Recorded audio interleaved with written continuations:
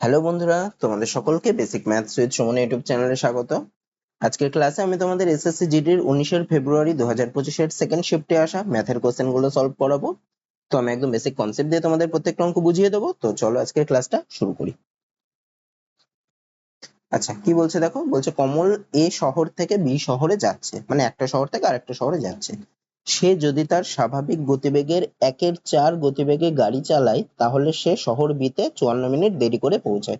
তাহলে স্বাভাবিক গতিবেগটা বেশি, স্বাভাবিক গতিবেগের 1/4 গতিবেগটা নিশ্চয়ই কম, তাই তার বেশি সময় লাগছে। তাহলে স্বাভাবিক গতিতে গাড়ি চালালে সে শহর বি তে কত মিনিটে পৌঁছাতো? আচ্ছা, আমি ধরছি তার স্বাভাবিক গতিটা হচ্ছে এক্স, স্বাভাবিক গতিটা হচ্ছে এক্স। তাহলে সে কোন গতিতে গাড়ি চালাচ্ছে? তাহলে গাড়ি চালানোর গতিটা হচ্ছে স্বাভাবিক গতিবেগের 1/4। তার মানে স্বাভাবিক গতিবেগ যদি এক্স হয়, গাড়ি চালানোর গতি হবে এক্স এর 1/4, মানে এক্স গুণ 1/4, তার মানে x/4। তাহলে দেখো, স্বাভাবিক গতিবেগ আর গাড়ি চালানোর গতিবেগের অনুপাতটা কি হবে? তাহলে স্বাভাবিক গতি এক্স আর গাড়ি চালানোর গতি x/4, তাহলে সেই অনুপাতটা কত হবে? x:x/4 হবে। দুটোই এক্স এক্স উঠে গেলে 1:1/4, মানে হচ্ছে 4:1, কোনাকুনি গুণ হয়ে যায়। তাহলে গতিবেগের অনুপাতটা হলো 4:1। আমাকে দেখো, আমাকে বলেছে সময় বেশি লাগবে। তাহলে দেখো, গতিবেগের সাথে সময়ের কি সম্পর্ক? গতিবেগের সাথে সময়ের ব্যস্ত সম্পর্ক, কারণ গতিবেগ বেশি হলে সময় কম লাগবে, আর গতিবেগ কম হলে সময় বেশি লাগবে, তাই গতিবেগ আর সময়ের ব্যস্ত সম্পর্ক। তাহলে স্বাভাবিক গতিবেগ আর গাড়ি চালানোর গতিবেগের অনুপাত যদি 4:1 হয়, তাহলে স্বাভাবিক গতিবেগে গেলে যেই সময়টা লাগে, স্বাভাবিক গতিবেগে গেলে সময়, আর গাড়ি যেই গতিতে চালাচ্ছে, গাড়ি চালানোর গতিবেগের সময়ের, এই দুটো সময়ের অনুপাতটা কি হবে? গতিবেগের সময়ের অনুপাত, সেই অনুপাতটা কি হবে? সেইটা হবে সমান সমান, তাহলে দেখো এটা ব্যস্ত সম্পর্ক হবে। তাহলে 4:1 যদি গতিবেগের অনুপাত হয়, তাহলে ওই গতিবেগে গেলে সময়ের অনুপাতটা ঠিক তার উল্টোটা হবে, মানে কত হবে? 1:4 হয়ে যাবে। মানে স্বাভাবিক গতিবেগে চালানোর গতিবেগ যদি 1 হয়, তাহলে গাড়ি চালানোর সময় যে গতিবেগে যাচ্ছে সেই গতিবেগে গেলে সময়টা তাহলে 4 হবে। তাহলে আমি ধরছি স্বাভাবিক গতিবেগে গেলে সময় লাগছে হচ্ছে 1:4 বলেছে, স্বাভাবিক গতিবেগে সময়টা হচ্ছে y(x) একবার ধরা হয়েছে। তাহলে গাড়ি চালানোর গতিবেগে সময় তাহলে কত? 4 ছিল, তাহলে 4y আমি ধরতে পারি। আমাকে কি বলেছে? তাহলে সে শহর বিতে 54 মিনিট দেরি করে পৌঁছায়। তাহলে স্বাভাবিক গতিবেগে গেলে টাইম লাগছে y, আর এই 1/4 গতিবেগে গেলে টাইম লাগছে 4y, মানে বেশি লাগছে। কতটা বেশি লাগছে? সেটা হচ্ছে 4y - y, মানে 3y টাইম বেশি লাগছে। তো সেইটা সমান সমানই কত বলেছে? 54 বলে দিয়েছে। তাহলে y সমান সমান কত? 54/3, বা 3 আর 54 কাটাকুটি করলে হবে 18। তাহলে y এর মান কত বেরোচ্ছে? 18। আমাকে কি বার করতে বলেছে? স্বাভাবিক গতিতে চালালে সে শহর বিতে কত মিনিটে পৌঁছাতো। কত মিনিটে পৌঁছালে, এই যে দেখো এখানে ধরেছি আমি স্বাভাবিক গতিবেগে চালালে তার সময় লাগতো y মিনিট, তার মানে সে কত মিনিটে পৌঁছাতো? y মিনিটে, মানে y এর মান বেরিয়েছে 18, তার মানে 18 মিনিটে পৌঁছাতো, মানে অপশন ডি হবে। তারপরেরটা কি বলছে দেখো, মোহন, মোহাম্মদ ও আশিসের গড় ওজন 46 কেজি। যদি মোহন এবং মোহাম্মদের গড় ওজন 39 কেজি হয় এবং মোহাম্মদ ও আশিসের গড় ওজন 47 কেজি হয়, তাহলে মোহাম্মদের ওজন কত কেজি? কি বলে দিয়েছে দেখো, মোহন, মোহাম্মদ ও আশিসের গড় ওজন 46 কেজি। তাহলে এই তিনজনের ওজনের আমি সমষ্টি বের করি।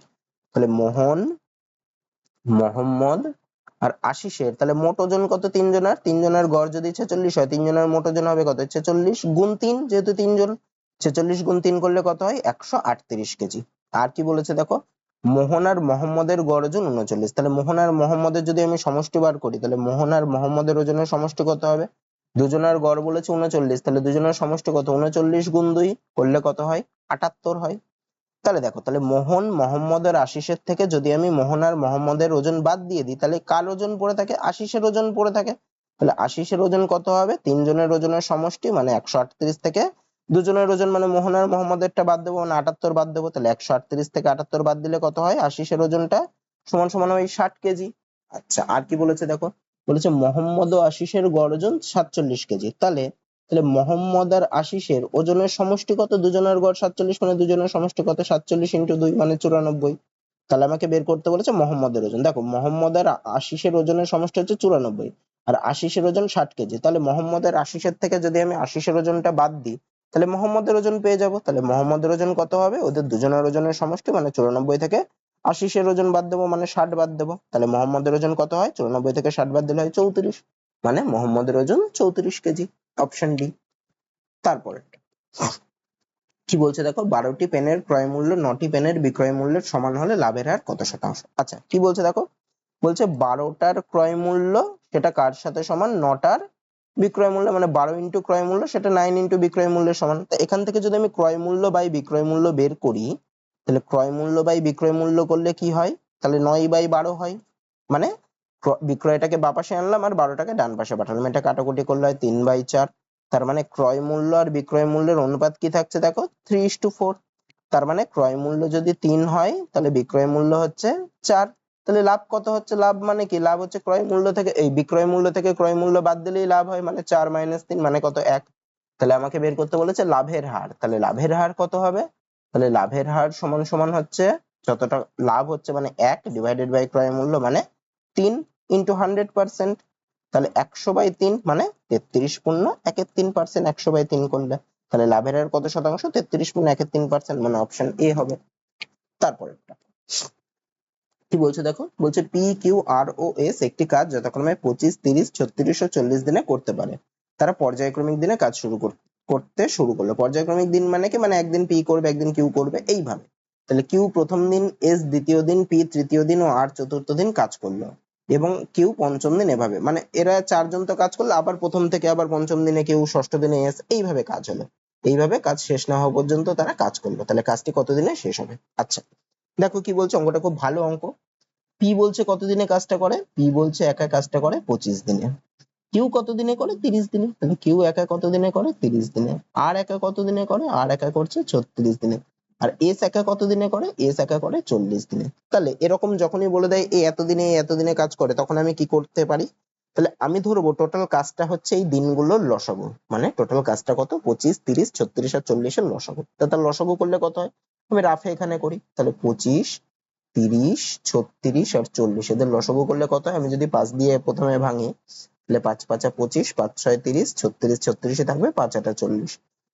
এবার যদি আমি 3 দিয়ে ভাঙি তাহলে 5, 3 × 2 = 6, 3 × 12 = 36 আর 8। এবার যদি 2 দিয়ে ভাঙি তাহলে 5, 2 × 1 = 2, 6 × 2 = 12 আর 4। আবার 2 দিয়ে ভাঙা যায়, তাহলে 5, 1, 3 আর 2, এটা 3। তাহলে এবার সবগুলোর গুণ করতে হবে লসাগু, মানে 5 × 3 করলে হয় 15, 15 × 2 করলে হয় 30, 30 × 2 করলে হয় 60, 60 × 5, 60 × 5 করলে হয় 300, 300 × 3 করলে হয় 900, 900 × 2 করলে হয় 1800। তার মানে টোটাল কাজটা কত হবে আমার, এদের লসাগু মানে 1800। টোটাল কাজটা আমি ধরলাম 1800। তাহলে তাহলে দেখো, তাহলে পি 25 দিনে করছে 1800টা কাজ। এবার আমার কাজ হবে প্রত্যেকে একদিনে কতগুলো করে কাজ করে। তাহলে দেখো, তাহলে পি 25 দিনে টোটাল কাজটা করে, মানে পি 25 দিনে করছে 1800টা কাজ। তাহলে পি একদিনে কতগুলো করবে, 25 দিনে করে 1800টা, তাহলে একদিনে করবে 1800/25। এটা কাটাকুটি করলে দেখবো 72 হবে। তাহলে পি একদিনে করে কতগুলো কাজ, 72টা কাজ। একই রকম করে কিউ 30 দিনে টোটাল কাজটা করে, মানে 30 দিনে করে 1800টার কাজ। তাহলে কিউ একদিনে কতগুলো করবে, 30 দিনে যদি 1800টা কাজ করে, একদিনে করবে 1800/30টা কাজ। কাটাকুটি করলে হবে 60টা, মানে পি একদিনে করলো 72টা, কিউ একদিনে করলো 60টা। তারপরে কি আছে আর, আর কি করছে, আর 36 দিনে করছে টোটাল কাজটা, মানে 1800টা কাজ। তাহলে আর একদিনে কতগুলো করবে, 1800/36। এটা কাটাকুটি করবা দেখবা 50 হবে। আচ্ছা আরও হয়ে গেল। তারপরে বাকি থাকলো এস, এস 40 দিনে করছে টোটাল কাজটা, মানে 1800টা কাজ। তাহলে এস একদিনে কতগুলো কাজ করবে, 40 দিনে যদি 1800টা করে, একদিনে করবে 1800/40। এটা কাটাকুটি করলে হয় 45টা কাজ। তাহলে পি একদিনে করছে কতগুলো কাজ, 72টা কাজ। কিউ একদিনে করছে 60টা কাজ, আর একদিনে করছে 50টা কাজ, আর এস একদিনে করছে 45টা কাজ। এটা আমরা পেলাম। এইবার কি বলছে দেখো, এবার বলছে কিউ প্রথম দিন কাজ করে। তাহলে কিউ প্রথম দিনে কতগুলো কাজ করবে, কিউ একদিনে কতগুলো কাজ করে, 60টা। তাহলে কিউ প্রথম দিনে কতগুলো কাজ করবে, 60টা কাজ। তারপরে কি হলো, এস দ্বিতীয় দিন। তাহলে এস দ্বিতীয় দিনে কতগুলো কাজ করে, এস একদিনে কতগুলো কাজ করে, এস একদিনে করে 45টা কাজ, মানে এস দ্বিতীয় দিনে আরো 45টা কাজ করবে। তারপরে কে তৃতীয় দিন কে কাজ করছে, পি। তাহলে পি তৃতীয় দিনে কতগুলো কাজ করবে, পি একদিনে কতগুলো কাজ করে, পি একদিনে করে 72টা কাজ। তার মানে পি তৃতীয় দিনে করবে 72টা কাজ। তারপরে কি আছে, পি এর পরে আছে আর, আর করছে চতুর্থ দিন। তাহলে আর চতুর্থ দিনে কতগুলো কাজ করে, আর একদিনে করে 50টা কাজ, মানে আর চতুর্থ দিনে করবে 50টা কাজ। তাহলে দেখো, তাহলে এখানে প্রথম, দ্বিতীয়, তৃতীয় আর চতুর্থ মানে কদিন হলো, 4 দিন। মানে এখানে কে কে কাজ করছে, কিউ এস পি আর আর। তাহলে কিউ এস পি আর আর মিলে 4 দিনে কতগুলো কাজ হচ্ছে, এই কাজগুলোর সমষ্টি মানে 60টা, 45টা, 72 আর 50 এদের সমষ্টি। করলে কত হয়? 2 আর 5 হয় 7, 5 এর সাথে 12, 12 4 16, 16 6 22, মানে এই 4 দিনে কতগুলো কাজ হচ্ছে? 227টা কাজ হচ্ছে। আমাকে টোটাল কতগুলো কাজ করতে হবে? 1800টা কাজ করতে হবে। তাহলে এরকম 227টা করে কতগুলো কাজ হবে? যদি আমি 227 দিয়ে ভাগ করি 1800 কে, তবেই বেরিয়ে যাবে কতগুলো কাজ হবে। তাহলে 227 দিয়ে 1800 কে ভাগ করি, কতবার যাবে? দেখো 7 বার যাবে। 7 বার দিলে কত হয়? 7 7 49 এর 9, হাতে 4, 7 দুগুণে 14 4, 18 8, হাতে 1, 7 দুগুণে 14 আর 1 15, মানে হয় হচ্ছে 211। তার মানে 7 বার দিলে আরো, মানে 7টা এরকম সাইকেল চললে, মানে 4 দিন 4 দিন করে এরকম যদি 7টা সাইকেল চলে, তাহলে কত দিনের, তাহলে আরো 211টা কাজ পড়ে থাকে। তাহলে দেখো, তাহলে 4 দিন করে যদি 7টা এরকম দিন আসে, তাহলে টোটাল কত দিনের কাজ হলো? 4 গুণ 7 দিনের কাজ হবে, মানে কত? 28 দিনের কাজ হবে। তাহলে 28 দিনের কাজের পরও আরো কতগুলো কাজ পড়ে থাকছে? 211টা কাজ। তাহলে 28 দিন হলো, মানে আর কাজটা চতুর্থ দিনে আর কাজটা শেষ করলো। তারপরের দিন আবার কে কাজ করবে? আবার কিউ কাজ করবে। তাহলে তার পরের দিন কিউ কতগুলো কাজ করবে? 60টা কাজ করবে। কাজ বাকি রয়েছে আমার 211টা। তাহলে 211টার থেকে তার পরের দিন, মানে 29 নম্বর দিনে কিউ করবে 60টা কাজ। তাহলে 211 থেকে 60টা কাজ যদি হয়ে যায়, তাহলে আর কতগুলো কাজ পড়ে থাকে? সরি, 211 থেকে যদি 60 বাদ দিই, তাহলে আর কতগুলো থাকে? তাহলে আর 151টা কাজ পড়ে থাকে। তাহলে 29 দিনের পরে আর কতগুলো কাজ পড়ে? 151টা। তারপরের দিন, মানে এক্ষেত্রে দ্বিতীয় দিন হবে। দ্বিতীয় দিনের কাজ কে করবে? এস। দ্বিতীয় দিনে কতগুলো কাজ করবে? 45টা, মানে সেটা হবে 30তম দিন। তাহলে 30তম দিনে এস কতগুলো কাজ করবে? 45টা। তাহলে কাজ বাকি আছে 151টা, তার মধ্যে 45টা হলো, তাহলে কতগুলো বাকি থাকলো? 106টা। আহা, তার মানে কতগুলো বাকি থাকলো? 106টা। আচ্ছা, তারপরের দিন মানে 31তম দিন। 31তম দিন মানে তৃতীয় দিন কে কাজ করবে? পি কাজ করবে। তাহলে পি কতগুলো কাজ করবে? 72টা কাজ করবে। 72টা কাজ করলে আর কতগুলো থাকবে? 106টা বাকি রয়েছে, তার মধ্যে যদি 72টা হয়ে যায়, মানে আর 24টা কাজ থাকবে। তারপরের দিন কে করবে? মানে 32 নম্বর দিনটা কে করবে? আর করবে। আর একদিনে 50টা কাজ করে, কিন্তু তার বাকি রয়েছে হচ্ছে, ও এখানে 24 না, এটা 34 হবে। হ্যাঁ, 106 থেকে 72 বাদ দিলে হবে 34। তাহলে দেখো, তাহলে আর এর ক্ষেত্রে 50টা কাজ করতে পারে, কিন্তু কাজ বাকি রয়েছে 34টা। তাহলে 50টা কাজ করে একদিনে, 34টা কাজ কত দিনে করবে? 34/50 দিনে। তাহলে আর বাকি কাজটা কত দিনে করবে? 34/50, মানে 17/25 দিনে। তাহলে টোটাল 31 দিন তো হলোই, তারপরের দিনটা আর পুরোটা লাগবে না, তারপরের দিন 17/25 দিন লাগবে। তাহলে টোটাল কত দিন কাজ হলো? তাহলে টোটাল হচ্ছে 31 দিন প্লাস আরো আর 17/25 দিন করছে, মানে 31 প্লাস 17/25 দিন লাগবে, মানে 31 পূর্ণ 17/25 দিন টোটাল কাজটা করতে লাগবে, মানে অপশন ডি হবে। তো অঙ্কটা অনেকটা বড় আছে, আমি বুঝিয়ে বুঝিয়ে করালাম একদম ভেঙে ভেঙে, তাই জন্য আরো টাইম লাগলো। তো তোমরা আরো তাড়াতাড়ি করলে এটা তাড়াতাড়ি হয়ে যাবে, কিন্তু অঙ্কটা ক্যালকুলেশনও অনেকটা জটিল আছে, একটু বড় আছে। তারপরেরটা কি বলছে দেখো, বীরের কাছে 1224 টাকা আছে। সে এই টাকা তার দুই ছেলে নিতিন ও প্রবীণের মধ্যে বার্ষিক 4% চক্রবৃদ্ধি সুদের হারে এমন ভাবে ব্যাংকে জমা রাখলো যে নিতিন ও প্রবীণ যথাক্রমে 19 ও 20 বছর পর ব্যাংক থেকে সমপরিমাণ অর্থ ফেরত পাবে। তাহলে বীর প্রবীণের নামে কত টাকা রেখেছিল? আচ্ছা, এটা দেখো, এটা একটু শর্টকাটে করা যায়। তা দেখো, এখানে সুদের হারটা কত বলেছে? 4%। তা 4% সুদ মানে আমি কি লিখতে পারি? এটা মনে হচ্ছে 4/100, কাটাকুটি করলে হয় 1/25। তার মানে দেখো, তার মানে এই 25 টাকা যদি আসল হয়, তাহলে 1 টাকা হচ্ছে সুদ। তার মানে সুদ আসল কত? সুদ আসল হবে 25 যোগ 1, মানে সুদ আর আসল যোগ, মানে 25 যোগ 1 মানে 26। তাহলে দেখো, এখানে সুদ আসল হবে 26, আর আসল যদি 25 হয়, সুদ আসল হবে 26 এক বছরের ক্ষেত্রে। এবার দেখো, এবার অঙ্কে আসি। অঙ্কে কি বলছে দেখো, দুজনের মধ্যে ভাগ করে এমন ভাবে দিয়েছে যে নিতিন ও প্রবীণ যথাক্রমে 19 ও 20 বছর পর ব্যাংক থেকে সমপরিমাণ অর্থ ফেরত পাবে। মানে নিতিন 19 বছর পর ব্যাংক থেকে যেই টাকাটা পাবে সুদ আসল হিসেবে, প্রবীণ 20 বছর পর ব্যাংক থেকে সেই একই টাকা পাবে। তাহলে দেখো, প্রবীণের টাকা বেশি খাটছে, নিতিনের টাকা কম খাটছে, কিন্তু তাও নিতিন প্রবীণের সমান টাকা পাচ্ছে। তার মানে কি? তার মানে নিতিন নিশ্চয়ই বেশি টাকা রেখেছে, নিতিন নিশ্চয়ই বেশি টাকা রেখেছে, আর প্রবীণ কম টাকা রেখেছে। নিতিন বেশি টাকা রেখেছে, প্রবীণ কম টাকা রেখেছে, ঠিক আছে? প্রবীণ কম টাকা রেখেছে, তবেই তো ওটা সম্ভব। আচ্ছা, তো এটা কত টাকা রেখেছে আমি কি করে বুঝবো? দেখো, এদের হচ্ছে এই সময়ের অন্তরটা দেখো 1 বছর। একজনের টাকা 19 বছর খাটছে, একজনের টাকা 20 বছর খাটছে, তাহলে এদের সময়ের টাকা, এই এদের সময়ের অন্তর হচ্ছে 1 বছর। তাহলে যার টাকাটা বেশি বছর খাটছে, মানে প্রবীণের টাকাটা, তাহলে প্রবীণের টাকার 1 বছরের সুদাসলটা, যেহেতু সময়ের তফাৎটা 1 বছর, তাই 1 বছরের যে সুদাসল, সেইটা হবে নিতিনের আসল। কি বললাম?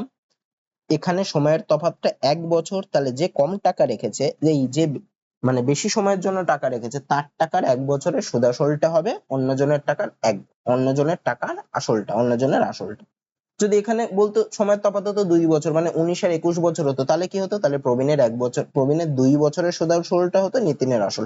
তাহলে দেখো এখানে সুদ আসলটা কত? 1 বছরের সুদ আসলটা হচ্ছে 26। তার মানে প্রবীণের, আচ্ছা তার মানে নিতিনের আসলটা হতো প্রবীণের 1 বছরের সুদ আসলটা। তার মানে নিতিন যদি 25 টাকা রাখতো, তাহলে এই প্রবীণ যদি 25 টাকা রাখতো, তাহলে নিতিন কত রাখতো? নিতিন হতো 1 বছরের সুদ আসলটা, মানে 26 টাকা। তার মানে প্রবীণ আর নিতিনের টাকার অনুপাত কি হতো? প্রবীণ আর নিতিনের টাকার অনুপাত হতো 25:26। আচ্ছা, দুজনের নামে কত টাকা রেখেছে? 1224 টাকা রেখেছে। তাহলে কি অনুপাতে রেখেছে? প্রবীণ আর নিতিনের নামে 25:26 অনুপাতে রেখেছে। কি বের করতে বলেছে? প্রবীণের নামে কত টাকা রেখেছে। তা প্রবীণের ভাগে কত আছে? 25 আছে। তাহলে কত নামে রেখেছে? 25 ডিভাইডেড বাই এই দুটোর যোগফল, 25 আর 26 এর যোগফল করলে কত হয়? 51 ইন্টু যেই টাকাটা রেখেছে, মানে 1224। আচ্ছা, 51 আর এটাকে দেখো 3 দিয়ে কাটাকুটি যায়, 3 দিয়ে কাটলে হয় 17, এখানে হয় 408। 17 দিয়ে কাটলে 17 দুগুণে 34, 6 8 মানে 4। তাহলে 25 গুণ 24, 25 গুণ 24 করলে কত হয়? হয় 600। তার মানে বীর প্রবীণের নামে কত টাকা রেখেছিল? প্রবীণের নামে রেখেছিল 600 টাকা, মানে অপশন ডি হবে। তারপরেরটা কি বলছে দেখো, একটি গোলকের বক্রতলের ক্ষেত্রফল 9856 বর্গ সেমি, তাহলে গোলকটির ব্যাস কত মিটার? আচ্ছা, আমি ধরছি গোলকটির ব্যাসার্ধ হচ্ছে এক্স, এই আর গোলকটির ব্যাসার্ধ আর সেমি। তাহলে ওর বক্রতলের ক্ষেত্রফলের ফর্মুলা কি? বক্রতল বা সমগ্রতল গোলকের ক্ষেত্রে একই, মানে 4 পাই আর স্কয়ার, 4 ইন্টু 22/7 ইন্টু আর স্কয়ার এত বর্গ সেমি। এটা সমান সমান কত বলেছে? এটা সমান সমানই বলে দিয়েছে দেখো, 9856, মানে 4 গুণ 22/7 ইন্টু আর স্কয়ার সমান সমান হচ্ছে 9856। আমি যদি সবগুলোকে ডান পাশে রেখে 8টাকে বাঁ পাশে রেখে, তাহলে আর স্কয়ার সমান সমান 9856 গুণ বাঁ পাশের নিচেরটা ডান পাশের উপরে চলে যাবে গুণ 7, 4 গুণ 22টা নিচে নেমে যাবে। আচ্ছা, 4 দিয়ে যদি এটাকে কাটাকুটি করি, প্রথমে 2 বার যাবে, 1 8 মানে 4 বার যাবে, 2 5 মানে 6 বার যাবে, 1 6 মানে 4। আচ্ছা, 22 দিয়ে যদি 11 দিয়ে কাটাকুটি করি, তাহলে হবে 2, এখানে 24 এর মধ্যে 2 বার যাবে, 2 6 মানে 2, 4 4 মানে 4। আবার 2 দিয়ে 224 কে কাটলে 112। তাহলে আর স্কয়ার সমান সমান কত হলো? 112 গুণ 7। 112 কে আবার কি লেখা যায়? 112 কে লেখা যায় আবার 8 গুণ 112 কে কি লেখা যায়? 112 কে লেখা যায় হচ্ছে 4 গুণ, এটাকে ভাঙলে কত হয়? প্রথমে 2 বার যায়, 2 8 মানে 4 গুণ 28 ইন্টু 7 লেখা যায়। তাহলে এটা সমান সমান কি? 4 গুণ 28 কে আবার লেখা যায় 4 গুণ 7 গুণ 7। তাহলে আর স্কয়ার সমান সমান এত ছিল, তাহলে আর সমান সমান কি লিখবো? আমি রুট ওভার এটা লিখতে পারি। তাহলে রুটের মধ্যে এটা মানে কি, দুটো 4 থেকে একটা 4 বেরোবে, আর দুটো 7 থেকে একটা 7 বেরোবে, মানে আর এর মান কত হবে? 4 গুণ 7। তার মানে 4 গুণ 7 করলে হয় 28। তাহলে আমি কি ধরেছিলাম? গোলকটির ব্যাসার্ধ ধরেছিলাম 8 সেমি, মানে গোলকটির ব্যাসার্ধ হচ্ছে 28 সেমি। কি বের করতে বলেছে? গোলকটির ব্যাস কত মিটার, তাহলে ব্যাস কত হবে? ব্যাসার্ধ 28 হলে ব্যাস হয় তার ডবল, মানে 28 গুণ 2, তার মানে 56 সেমি।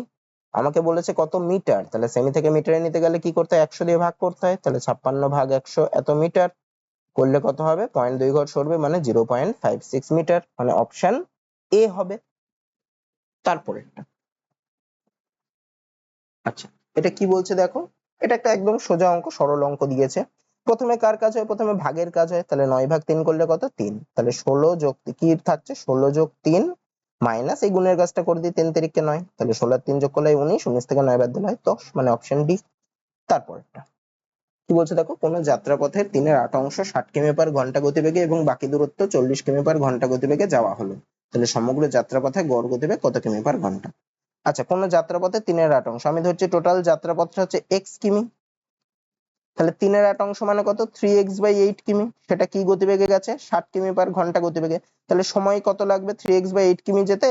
সময় কত লাগবে 3x/8 কিমি যেতে? তাহলে সময় লাগবে হচ্ছে, সময় সমান সমান কি, দূরত্ব বাই গতিবেগ করলে সময়, গতিবেগ সমান সমান দূরত্ব বাই সময়, তাহলে সময় সময় সমান হবে গতিবেগ বাই দূরত্ব, মানে উল্টো বললাম, গতিবেগ সমান সমান হচ্ছে দূরত্ব বাই সময়।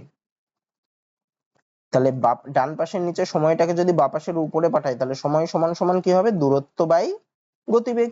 তাহলে এক্ষেত্রে 3x/8 কিমি যেতে কতটা টাইম লাগে? দূরত্ব বাই গতিবেগ, মানে 3x/8 ডিভাইডেড বাই গতিবেগ কত বলেছিল? 60 বলেছিল, বাই 60 এত ঘন্টা, মানে কি হয়? মানে হয় 3x/8 ইন্টু 60 ঘন্টা। আচ্ছা, তাহলে 3x/8 কিমি গেল, তাহলে বাকি থাকলো আর কত? টোটালটা হচ্ছে x কিমি, তাহলে বাকি থাকলো কত? বাকি থাকলো হচ্ছে x - 3x/8, সেটা সমান সমান কত? 5x/8। তাহলে এই 5x/8 কিমি কি গতিবেগে গেছে? 40 কিমি পার ঘন্টা গতিবেগে গেছে। তাহলে দ্বিতীয় ক্ষেত্রে সময় ইজিক্যাল টু কত? দূরত্বটা, মানে 5x/8 ডিভাইডেড বাই গতিবেগ। গতিবেগ কত? 40 কিমি পার ঘন্টা, মানে বাই 40, সমান সমান কি লিখতে পারি? 5x/8 ইন্টু 40, এত ঘন্টা। তাহলে মোট সময় কত? 3x/8 কিমি যেতে টাইম লাগছে এইটা, 5x/8 কিমি যেতে টাইম লাগছে এত। তাহলে মোট 3x/8 আর 5x/8 মানে যোগ করলে কত হয়? মোট টোটাল দূরত্ব কত? x কিমি। তাহলে x কিমি যেতে মোট সময় কত?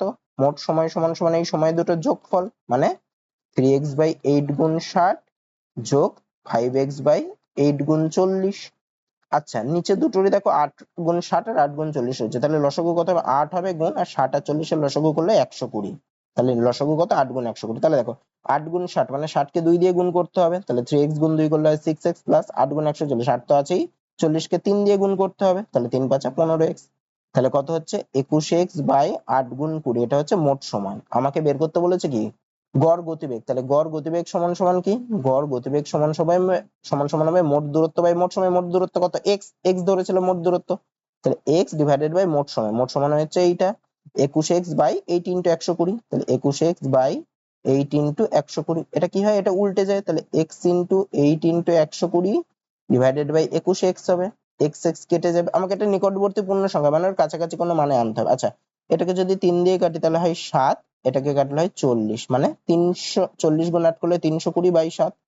তাহলে কোথায় করি? এইদিকে করছি, একদম বাদিকে। 320/7 যদি করি, 320 মানে প্রথমে 4 বার যাবে, 4 দিয়ে দেখো একটা অপশনই আছে, মানে এটাই হবে। তাও করে দেখি, 4 7 28, তারপরে 4 শূন্য মানে 5 বার যাবে, 5 7 35, তারপরে 5 পয়েন্টের জন্য শূন্য মানে 7 বার, মানে 45.7 সামথিং আছে, সেটাকে অ্যাপ্রক্সিমেটলি 46 ধরা হচ্ছে। তাহলে সমগ্র যাত্রাপথে গড় গতিবেগ কত হবে? 46 কিমি পার ঘন্টা।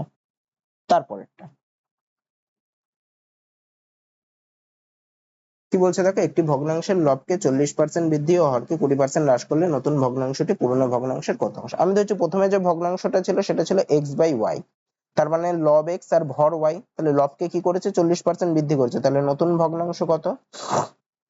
নতুন ভগ্নাংশ সমান সমান লবকে 40% বৃদ্ধি করেছে, মানে লব কত হয়ে গেছে? x গুণ 140/100, আর হরকে 20% হ্রাস করেছে, মানে হর হয়েছে কত? y গুণ 20% হ্রাস করেছে, মানে 80/100।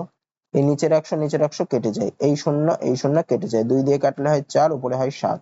তার মানে নতুন ভগ্নাংশটা কি বললো? x/y into 7/4। আমাকে কি বার করতে বলেছে? নতুন ভগ্নাংশটি পুরনো ভগ্নাংশের কত অংশ। তাহলে নতুন ভগ্নাংশটি মানে এটা পুরনো ভগ্নাংশের, মানে x/y এর কত অংশ, মানে x/y এর সাথে কত গুণ করলে এইটা আসে? x/y এর সাথে দেখো 7/4 গুণ করলে। তাহলে নতুন ভগ্নাংশটি পুরনো ভগ্নাংশের কত অংশ? 7/4 অংশ, মানে অপশন এ হবে। তারপরেরটা, এটা একটা দেখো সরল অঙ্ক দিয়েছে, তাহলে আগে আমি ভাগের কাজটা করব। ভাগের কাজ কোথায় আছে? এখানে আছে, তারপরে গুণের কাজ, মানে এটা করবো। আচ্ছা, ভাগের কাজটা যা আছে তার আগের গুলো তাই লিখি। মাইনাস নয় মাইনাস, এখানে আছে -60, ভাগ আছে বাই করে দিই, ভাগ -15, মাইনাস মাইনাস কেটে গেল, 15 কে 4 দিয়ে গুণ করলে 60 হয়।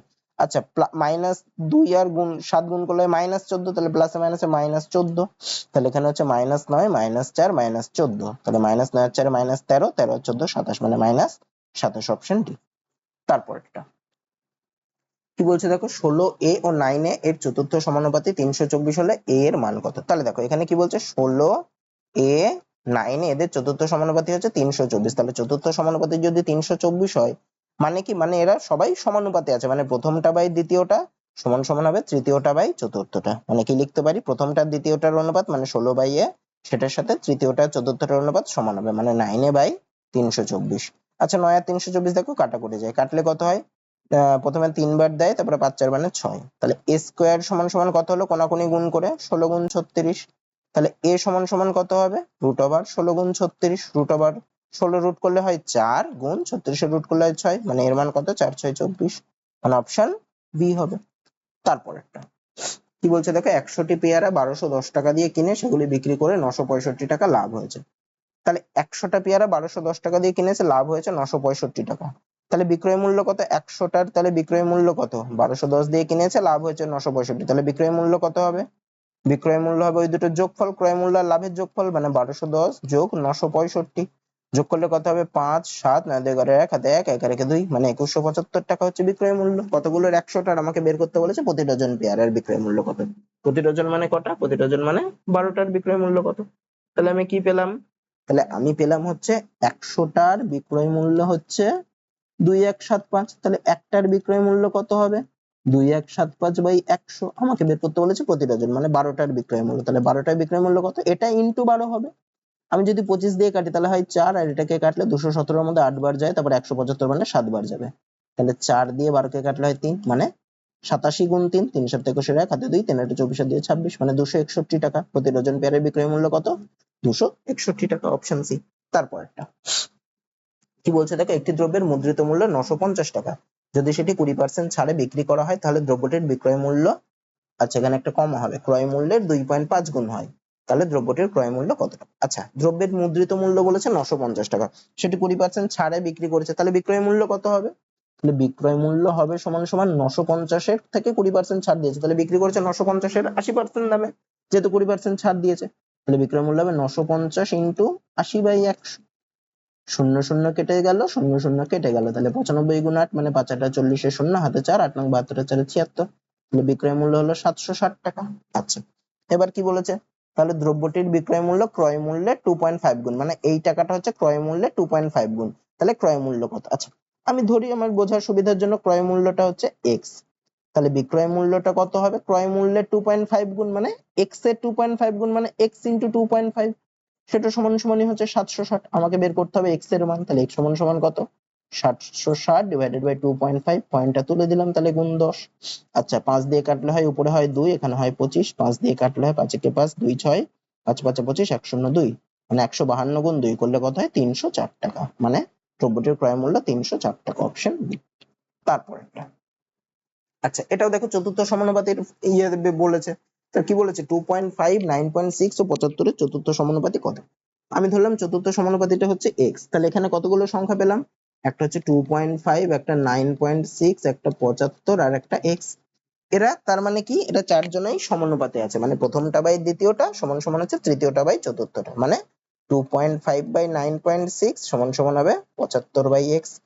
এখানে দেখো দুটোই একটার পরে দশমিক তুলে দিতে পারি, 25 আর 75 দেখো কাটাকুটি করলে হয়, 25 দিয়ে কাটলে হয় 3, তাহলে কোনাকুনি যদি গুণ করি তাহলে x সমান সমান কত, 96 গুণ 3, 96 গুণ 3 করলে কত 288, মানে অপশন সি হবে, চতুর্থ সমানুপাতিটা হবে 288। তারপরেরটা কি বলছে দেখো, একটি জেলার জনসংখ্যা 3,35,000, তাদের মধ্যে 2,14,000 জন পুরুষ, মোট জনসংখ্যার 31% মানুষ হচ্ছে শিক্ষিত, যদি 31% পুরুষ শিক্ষিত হয় তাহলে মহিলা শিক্ষিতের হার কত। দেখো এখানে 31% মানুষ শিক্ষিত, আবার পুরুষ শিক্ষিতের হারও বলেছে 31%ই, তার মানে কি, তার মানে দেখো ওই টোটাল জনসংখ্যার যত পার্সেন্ট শিক্ষিত সেক্ষেত্রে পুরুষের পার্সেন্টেজটাও 31%ই, তাহলে মহিলার পার্সেন্টটাও নিশ্চয়ই 31%ই হতে হবে, তবেই এটা ব্যালেন্সে থাকবে, তা না হলে কম বেশি হলে হবে না। তাহলে এখানে আমি চোখ বুজে করতে পারি যে মহিলা শিক্ষিতের হারও 31% হবে, কারণ কি, কারণ মোট জনসংখ্যার আর পুরুষের শিক্ষিতের হার যেহেতু সমান, তাই মহিলা শিক্ষিতের হারও সেটাই হবে, পার্সেন্টেজটা সেটাই হবে, সে জনসংখ্যা কম বেশি যাই থাকুক পার্সেন্টেজটা 31%ই হবে, মানে অপশন বি হবে, আর পরে আমার দেখার দরকার নেই। তারপরে একটা কি বলছে দেখো, 48, 72, 16 ও 15 দ্বারা বিভাজ্য ক্ষুদ্রতম সংখ্যাটি কত। তাহলে এত দ্বারা বিভাজ্য মানে সেই সংখ্যাটা 48 দ্বারাও বিভাজ্য হবে, 72 দ্বারাও বিভাজ্য হবে, 16 দ্বারাও বিভাজ্য হবে, 15 দ্বারাও বিভাজ্য হবে। তাহলে এক্ষেত্রে আমরা এই চারটে সংখ্যার লসাগু করলে যেই সংখ্যাটা হয় সেটা পাই। আর একটু যদি আমি অপশনের সাথে খেয়াল করি, একটু যদি বুঝে বুঝে করি তাহলে কি পাই দেখো, সংখ্যাটা বলেছে দেখো 15 দ্বারা বিভাজ্য, 15 দ্বারা বিভাজ্য মানে কি, সেটা নিশ্চয়ই 5 দ্বারা বিভাজ্য হতেই হবে। তাহলে 5 দ্বারা বিভাজ্য এখানে কটা সংখ্যা আছে, 751 কি 5 দ্বারা বিভাজ্য, না এটা তাহলে হবে না, 784 ও 5 দ্বারা বিভাজ্য না, তাহলে দেখো 720 ও 5 দ্বারা বিভাজ্য, 710 ও 5 দ্বারা বিভাজ্য, তা এই দুটোর মধ্যে একটা হতে পারে। আবার কত দ্বারা বিভাজ্য দেখো বলেছে 72 দ্বারা বিভাজ্য, তা 72 দ্বারা দেখো 720, তো 72 কে 10 দিয়ে গুণ করলে 720 হয়, মানে 720টা 72 দ্বারা বিভাজ্য, কিন্তু 710 তো আর আসে না, তাহলে 710 72 দ্বারা বিভাজ্য হবে না। তার মানে এখানে ক্ষুদ্রতম সংখ্যা কোনটি হবে, ক্ষুদ্রতম সংখ্যা হবে 720। যদি এখানে একাধিক সংখ্যায় বিভাজ্য হতো তাহলে আবার অন্যরকম করে দেখতে হতো। তারপরেরটা এদের লসাগু কত দেখো, এটাও ঠিক সেম করে আমি করতে পারি, এদের লসাগু মানে কি, যেই সংখ্যাটা হবে সেই সংখ্যাটাও প্রত্যেকটা সংখ্যা দ্বারা বিভাজ্য হবে। তাহলে দেখো এখানে 21, 24, আচ্ছা দেখো আমি যদি 24 এর কথা ভাবি, 24 একটা জোড় সংখ্যা, তাহলে 24 দিয়ে আমি যদি কাউকে ভাগ করি তবে সেই সংখ্যাকেই ভাগ করা যাবে যেটা হবে জোড় সংখ্যা, মানে এদের লসাগু নিশ্চয়ই একটা জোড় সংখ্যাই হবে। তাহলে দেখো এখানে লাস্টে এককের ঘরে 3 রয়েছে, এটা বিজোড় সংখ্যা, তাহলে এটা কোনোদিন 24, 104, 312 লসাগু হতে পারে না। এখানেও দেখো লাস্টে এককের ঘরের সংখ্যা, এটাও কোনোদিন এটা এদের লসাগু হতে পারে না, কারণ এককের ঘরে 9 রয়েছে, লাস্টেরটাও হতে পারে না। তাহলে কোনটা হওয়া সম্ভব? 2, 1, 8, 4 হওয়া সম্ভব, কারণ এটার লাস্টের ঘরে জোড় সংখ্যা রয়েছে।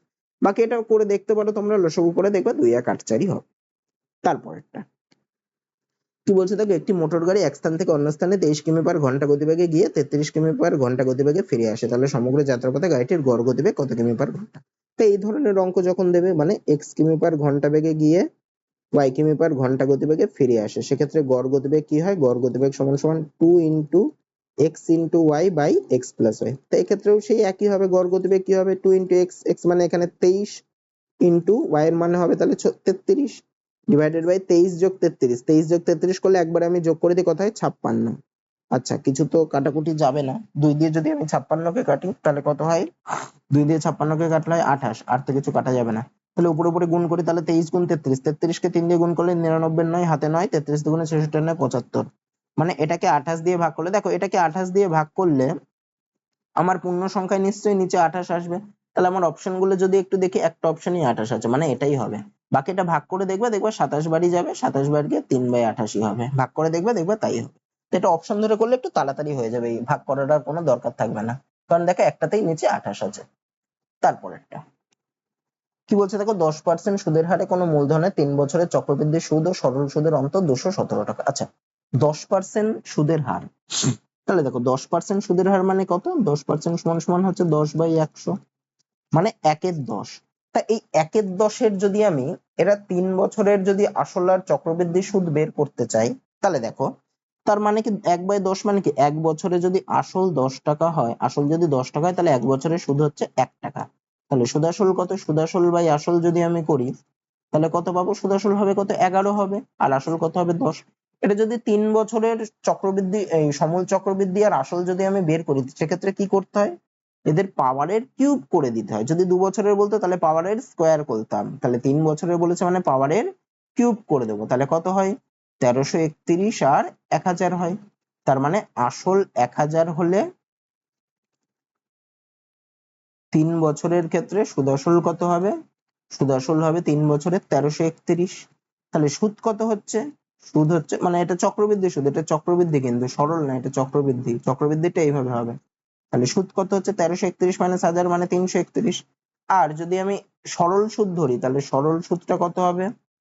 আসল কত? আসল হচ্ছে 1000, তাহলে 1000 টাকার 3 বছরের সরল সুদ কত হবে? পিটিআর বাই 100 করেও যদি বার করি তাহলে 1000 ইন্টু পি বেরোলো, টি মানে 3 ইন্টু আর, আর এর মান 10 ডিভাইডেড বাই 100, একটা শূন্য একটা শূন্য একটা শূন্য একটা শূন্য কেটে গেল, মানে সরল সুদ হবে 300 টাকা। তাহলে চক্রবৃদ্ধি সুদ হচ্ছে 331 টাকা, সরল সুদ হচ্ছে 300 টাকা। তাহলে এদের সুদের অন্তর বলেছে 217, তাহলে সরল সুদের অন্তর কত? 331 মাইনাস 300, তাহলে কত হয়? 31। তাহলে 31 এর মানটা কার সাথে সমান? 217 এর সাথে সমান, তাহলে 31 টা কার সাথে সমান? 217।